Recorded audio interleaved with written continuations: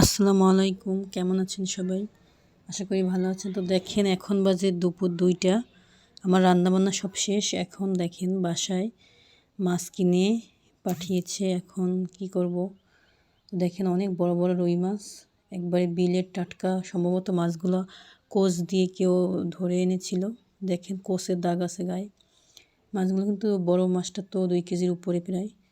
তো দেখেন আমি মাছগুলো যে আনছে সে বলছিল তার জন্য যেন ভাজি করে রাখি ২ পিস। তো কী আর করবো, এদিকে মুরগি কাটছি, এদিকে মাছ ভাজি করছি। আমি কিন্তু দেখেন সরিষার তেল দিয়ে দিয়েছি। এখন ৪-৫ পিস মাছ আমি ভাজি করব। তো এখানে হলুদ, লবণ আর এই যে মুরগির মাংসের যে রাঁধুনি গুঁড়ো মশলাটা, এই মশলাটা দিয়ে মাছটাকে মাখিয়ে আমি তেলের ভিতরে দেখেন দিয়ে দিয়েছি। তো এখানে বেশি কিছুই আমি কিন্তু দিইনি, সরিষার তেলটা দিয়েছি যাতে একটু স্বাদটা বেশি বাড়ে। তো দেখেন এদিকে কিন্তু মাছ আমি উল্টে দিয়েছি একটা সাইড,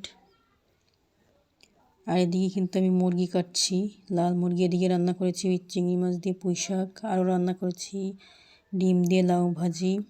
তো রান্না আমার শেষ, তখন আমাকে মাছ এনে বলছে যেন কয়েক পিস মাছ ভাজি করে রাখি। তো আর কি আর করব। এদিকে দেখেন এই যে লাল মুরগি কাটছি। তো এই যে মুরগির মাথার উপরে এটাকে কী বলে আমি জানি না ঠিক, আপনারা আমাকে কমেন্ট করে জানাতে পারেন। তো দেখেন আমার কিন্তু মাছ ভাজি হয়ে গিয়েছে, অনেক কড়া করে ভাজি করেছি।